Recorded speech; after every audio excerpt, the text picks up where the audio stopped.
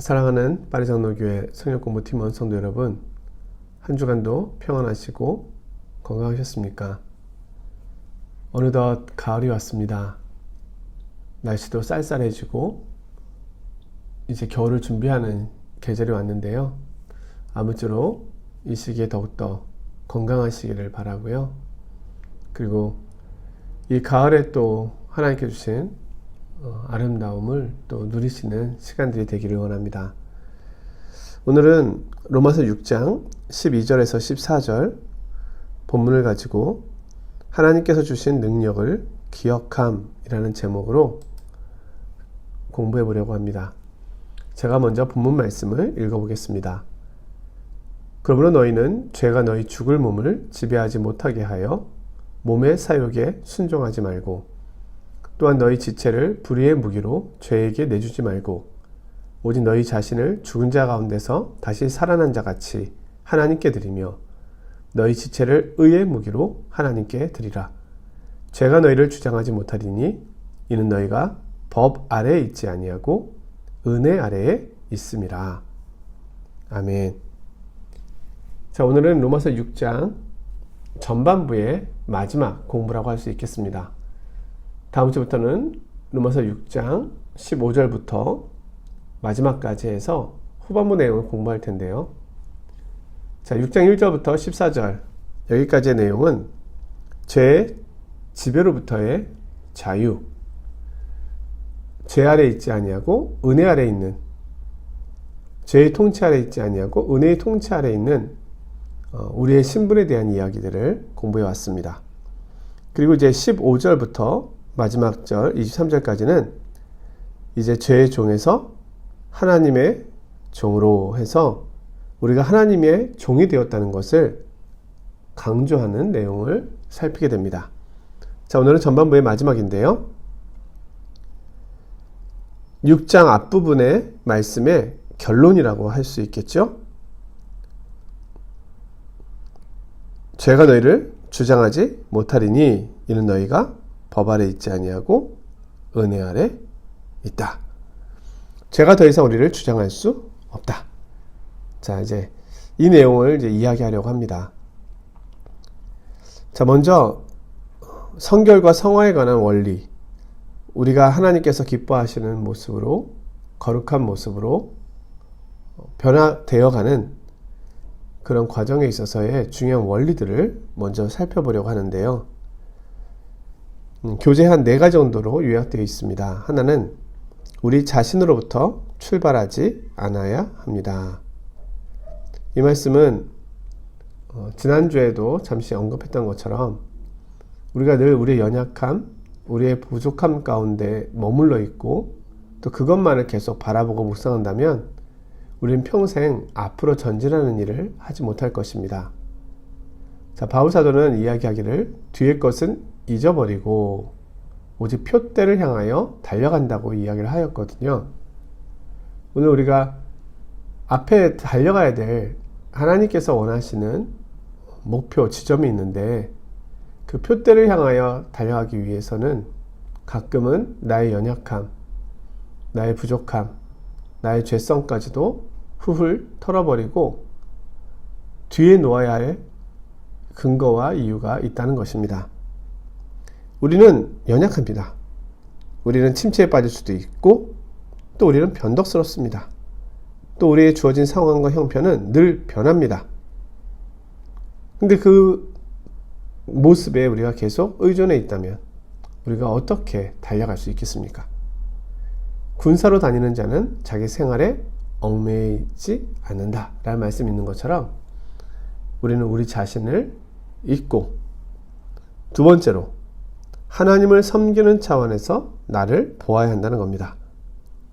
나는 누구인가? 나는 하나님의 종이다. 나는 하나님의 백성이다. 나는 하나님의 군인이다. 그러니 다시 일어서서 표대를 향하여 뛰어가야 한다. 이런 차원에서 보아야 한다는 겁니다. 세 번째는 우리가 누구이며 어떤 사람인가를 생각해야 합니다. 우리는 하나님으로부터 부름을 받았습니다. 아브라함도 모세도 바울도 하나님께서 부르셨습니다. 그들을 부르셨던 동일하신 하나님이 오늘 나를 부르신 겁니다.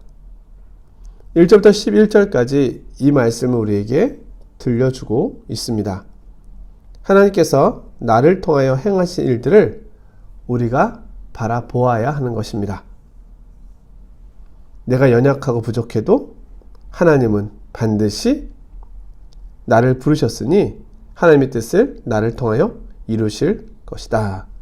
이렇게 늘 생각해야 한다는 것입니다. 네 번째는 우리가 전적으로 언제나 하나님의 영광에 대하여 살아있음을 인식해야 합니다. 자, 우리는 죄에 대하여 이미 죽었습니다. 그리고 새 생명 안에 살고 있습니다. 성령께서 그리고 그리스도께서 내 안에서 하나님의 거룩한 뜻을 이루어가고 계십니다. 그러하기에 우리는 죄에 저항할 능력이 있습니다. 하나님께서는 오늘 우리를 향하여 싸우라고 말씀하고 계시고 행하라고 말씀하고 계십니다. 이 모든 것을 통해서 하나님께 영광을 돌려드려야 하는 겁니다. 자, 이것이 처음부터 끝까지 성경의 메시지입니다. 심지어는 우리 자신의 성결이 아니라 우리의 첫 번째 관심은 늘 하나님의 영광이어야 합니다. 우리가 거룩해져야 하는 유일한 이유는 우리가 하나님을 영화롭게 할 수 있는 것이 우리가 거룩할 때만이기 때문입니다. 일차적으로 우리는 우리를 위하여 거룩해지는 것이 아니라 하나님을 위하여 거룩해져야 합니다. 나의 필요가 아닌 하나님의 영광입니다. 우리는 자주 행복한 그리스도인의 삶, 그래서 행복한 그리스도인이라는 말을 많이 듣게 됩니다. 자, 근데 이 말이 당연한 말이고 아름다운 표현임에도 불구하고 우리의 출발점이 마치 행복에 있는 것처럼 이 단어의 어감이 느껴질 수 있습니다. 내가 행복해지기 위해서 신앙생활을 하는 것이고, 내가 행복해지기 위해서 삶을 살아가는 것이고, 내가 행복해지기 위해서 죄를 멀리하는 것이고, 내가 행복해지기 위해서 성화의 삶을 살아가는 것이다. 이렇게 여겨질 수 있다는 것입니다. 그러나 이것은 바른 것이 아니죠. 오늘 우리의 진정한 행복은 하나님 앞에 영광 돌려드릴 때 찾아오는 것이지, 내가 행복해지기 위한 것이 우리의 신앙의 출발점이 되어서는 안 되는 것입니다. 우리가 주를 따르고 또 주님을 영화롭게 하고 주께서 말씀하신 대로 살아가는 것, 그것이 내 인생의 목적이 될 때 이 행복은 따라오는 것입니다. 우리가 보듯이 믿음의 사람들, 아브라함을 비롯해서 모세, 다윗뿐만 아니라 신약에 나오는 예수님의 제자들과 바울, 그들의 삶이 하나님 앞에 서서 얼마나 행복했던 삶이었겠습니까? 때로는 우리가 볼 때는 연약해 보였고 또 고난 중에 있었고 힘겨울 때도 있었던 모습이 있었던 건 사실이지만, 그러나 분명한 것은 그들은 이 세상에서 가장 행복한 사람들이었다는 것입니다. 왜냐하면 그들이 행복을 추구한 것이 아니라 하나님의 영광을 추구했고, 그럴 때 그들의 진정한 행복이 주어졌다는 것이죠. 이것이 성화와 성결에 대한 중요한 원리라고 할 수 있겠습니다. 자, 그럼 오늘 본문 말씀 14절 말씀을 특별히 보도록 하겠습니다. 자, 오늘 14절 말씀은 은혜를 더하게 하려고 죄에 거하겠느냐라고 하는 질문에 대한 최종적인 답변입니다. 그것은 이미 하라고 한 일을 하도록 용기를 주는, 즉 12절과 13절의 권면과 명령을 이행하기 위한 근거를 말하고 있는 겁니다.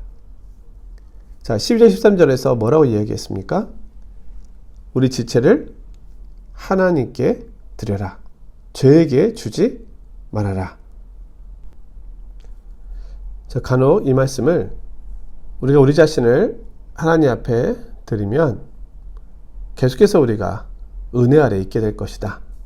이렇게 해석하는 경우가 있는데요. 이것은 바른 해석이 아닙니다. 이 말씀은 우리가 우리 자신을 하나님 앞에 드려야 한다. 그 근거는 우리가 법 아래 있지 않고 은혜 아래 있기 때문이다. 이렇게 해석하는 것이 맞는 겁니다. 자, 14절 말씀은 이는 이렇게 시작하잖아요. 원어에 보면은 이제 왜냐하면 이런 접속사로 연결되어 있음을 우리가 보아야 하겠습니다. 불어 성경으로 보면 좀 더 정확한데요. 꺄 이런 표현으로 사용되고 있습니다. 자, 14절의 앞부분에서는 우리가 왜 죄와 관계를 가져서는 안 되는가에 대한 이유를 설명합니다. 그것은 죄가 우리를 주관하지 못할 것이기 때문입니다. 죄가 우리를 주장하는 일이 허락되지 않을 것이기 때문에 이런 일은 일어나지 않을 것임을 이야기합니다. 죄는 우리에게 자신의 권리를 주장할 수 없습니다. 왜냐하면 나는 하나님의 은혜일 것이고 하나님의 것이기 때문입니다. 그러니 우리가 우리 자신을 하나님 앞에 드리는 것은 당연하다는 것이죠. 우리는 죄책에 관하여 이미 죽었고 죄의 통치와 죄의 왕노릇과 죄의 권위에 대하여도 죽었습니다. 그리고 마침내 죄가 전혀 우리와 상관하지 못할 때가 올 것임을 압니다. 이것이 구원의 참된 목표요 목적입니다. 그리스도를 믿는 자는 죄로부터 완전히 구원하기 위한 것입니다. 우리는 죄로부터 완전히 구원받을 것입니다. 그러므로 어떤 모양으로나 어떤 형태로든지 모순을 범하지 말고 우리의 죽을 몸에 어떤 영향을 미치게 해서도 안 된다는 것입니다. 왜 우리가 우리 지체를 죄에게 주지 말아야 합니까? 왜 우리가 우리 자신을 하나님께 드려야 합니까? 왜 군인으로서 죄와 싸우며 나아가야 합니까? 왜냐하면 죄가 우리를 주장할 수 없기 때문입니다. 자, 이런 표현이고요. 그 다음에 이제 후반부는 14절의 최종 결론입니다. 앞서 말씀드린 이 내용이 확실했던 이유를, 그 근거를 제공하고 있습니다. 왜냐하면 당신은 율법 아래 있지 않고 은혜 아래 있기 때문입니다. 자, 우리가 은혜 아래 있기 때문에 우리는 우리 자신을 죄에게 주지 말고 하나님 앞에 드려야 합니다. 자, 그래서 여기서 이제 율법과 은혜에 대한 이야기를 말씀하고 있는데요. 이것이 우리의 신분에 대한, 또 우리에게 일어난 하나님의 일하심에 대한 분명한 근거와 이해, 그 토대 위에 우리가 있어야 함을 다시금 말씀하고 있는 거죠. 자, 이 세상은 크게 두 부류의 사람으로 나눌 수가 있는데요. 율법 아래 있는 사람과 은혜 아래 있는 사람, 이렇게 볼 수 있습니다. 두 신분만이 존재합니다. 그래서 율법이라고 하는 것은 모세를 통하여 율법을 받은 이스라엘, 그리고 양심을 통하여 통제 아래 있는 자기 안에 있는 율법, 이방인, 이 모두를 포함하고 있는 겁니다. 자, 율법 아래 있다는 것은 자신의 행위를 통하여 하나님 앞에서 의롭다함을 받으려고 하는 그 사람들을 의미합니다. 율법은 언제나 사람에게 와서 이것을 행하라, 그리하면 내가 살리라 라고 말합니다. 율법은 어떤 종류의 법이든지 우리를 죄의 권능과 죄의 폭력 및 죄의 지배에서 구원하지 못합니다. 우리는 이미 3장 12절에서 율법, 심지어 모세의 율법도 우리를 구원하기 위하여 주신 것이 아님을 알았습니다. 율법이 할 수 있는 일은 죄를 깨닫게 하는 것 뿐입니다. 죄에서 우리를 구원해내는 것이 아닙니다. 율법은 죄를 드러나게 하고 심지어는 죄를 짓도록 동기를 주기도 합니다. 사도는 율법이 우리 안에서 죄를 들춰내고 우리를 향한 죄의 멍해와 폭정을 더 심화시킨다고 이야기하고 있습니다. 제가 로마서 7장 5절 이하의 말씀을 한번 읽어드리려고 하는데요. 여기서 율법이 어떤 일을 하고 있는지 설명하고 있습니다. 우리가 육신에 있을 때에는 율법으로 말미암는 죄의 정욕이 우리 지체 중에 역사하여 우리로 사망을 위하여 열매를 맺게 하였더니 이제는 우리가 얽매였던 것에 대하여 죽었으므로 율법에서 벗어났으니 이러므로 우리가 영의 새로운 것으로 섬길 것이요 율법 조문에 묵은 것으로 아니할지니라. 그런즉 우리가 무슨 말을 하리요? 율법이 죄냐? 그럴 수 없느니라.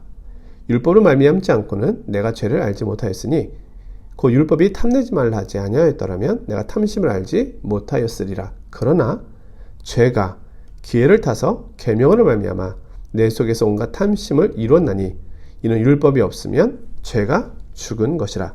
전에 율법을 깨닫지 못했을 때에는 내가 살았더니 계명이 이름에 죄는 살아나고 나는 죽었도다. 생명에 이르게 할 그 계명이 내게 대하여 도리어 사망에 이르게 하는 것이 되었도다. 제가 기회를 타서 계명으로 말미암아 나를 속이고 그것으로 나를 죽였는지라. 이러보건대 율법은 거룩하고 계명도 거룩하고 의로우며 선하도다. 그런즉 선한 것이 내게 사망이 되었느냐? 그럴 수 없느니라. 오직 죄가 죄로 드러나기 위하여 선한 그것으로 말미암아 나를 죽게 만들었으니 이는 계명으로 말미암아 죄로 심히 죄되게 하려 함이라. 14절인데요. 우리가 율법은 신령한 줄 알거니와 나는 육신에 속하여 죄 아래에 팔렸도다. 자, 이것이 율법을 통하여 죄가 일하고 있는 방식입니다.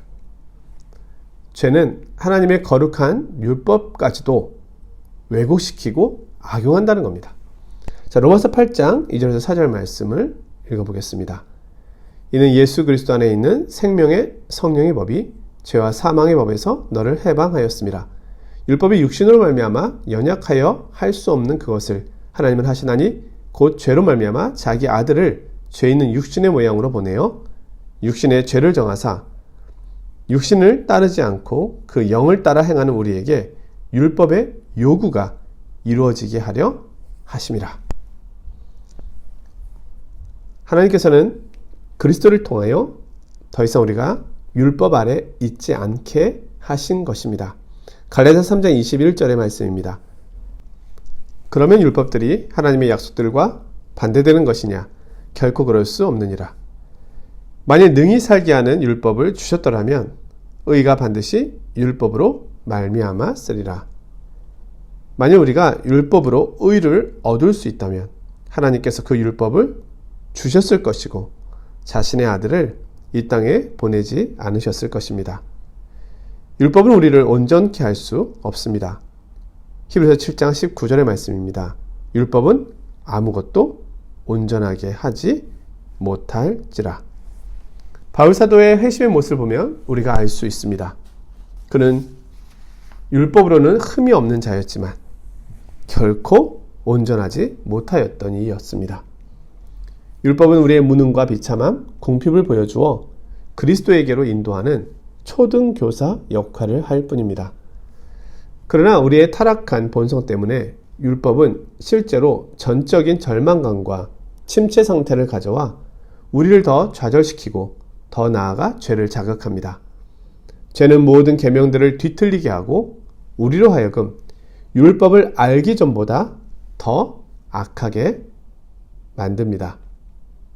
본능적인 정욕은 우리의 마음보다 강합니다. 이것이 죄가 역사하는 방식입니다. 아이들에게 이런 것을 하지 말라 하면 그 마음속에 더 하고 싶은 마음이 생긴다는 거죠. 어른들도 마찬가지고요. 그러나 이제 우리는 율법 아래 더 이상 있지 않고 은혜 아래 있습니다. 은혜는 우리에게 하나님과 우리 자신 사이의 새 언약과 새 조약을 소개하여 줍니다. 은혜는 우리의 모든 것을 다 지워버립니다. 우리의 죄를 용서해 주시고 우리를 새롭게 하십니다. 하나님께서는 나는 너희에게 하나님이 되고 너희는 나에게 백성이 되리라 약속해 주십니다. 우리를 향하신 하나님의 목적은 우리의 거룩함을 이루어 가는 것입니다. 디도서 2장 14절의 말씀입니다. 그가 우리를 대신하여 자신을 주심은 모든 불법에서 우리를 속량하시고 우리를 깨끗하게 하사 선한 일을 열심히 하는 자기 백성이 되게 하려 하심이라. 이 목적이 새 언약 속에서 이루어집니다. 우리는 새로운 본성을 받아 새롭게 되었습니다. 하나님의 법이 우리 마음에 기록되어 있습니다. 또한 하나님께서는 우리 안에 그의 권능을 두십니다. 우리 가운데서 역사하시는 능력대로 우리가 구하거나 생각하는 모든 것에 더 넘치도록 능히 하실 이에게. 이것이 바로 하나님께서 새 언약 아래에 있는 우리를 다루시는 방법입니다. 더 나아가 생명과 경건에 속한 필요한 모든 것이 그리스도 안에서 우리에게 제공되었습니다. 베드로후서 1장 3, 4절에서는 우리를 신의 성품에 참여한 자로 부르셨다라고 말씀하고 있습니다. 자, 마지막으로 적용입니다. 우리의 최종적인 구원과 영화가 확실하다는 것을 아는 것만큼 성결에 대한 의지를 북돋아주고 고양시키는 것은 없습니다. 예레미야 32장 40절의 말씀입니다. 영원한 언약을 그들 속에 두고 떠나지 않으리라. 하나님께서는 우리를 붙드시고 영원히 함께 하시겠다고 약속하십니다. 주를 향하여 이 소망을 가진 자마다 그의 깨끗하심과 같이 자기를 깨끗하게 하느니라. 은혜는 정복될 수 없습니다. 죄는 이미 은혜 아래 정복되었습니다. 모든 침체와 절망과 낙담을 잊어버리고 장차 우리에게 주실 영광을 바라보며 하나님 앞에 서게 될 때 부끄럽지 않도록 살아가야 하겠습니다. 우리가 이것을 깨닫게 되면 우리는 죄를 미워하게 되고 죄에서 등을 돌릴 것입니다. 또한 마귀를 대적하게 될 것입니다. 그러면 마귀는 우리를 피할 것입니다. 자, 여기까지 오시느라고 수고 많으셨습니다. 다음 주부터는 15절 이하의 말씀을 가지고 공부해 보도록 하겠습니다. 한 주간도 평안하시고 건강하십시오. 안녕히 계십시오.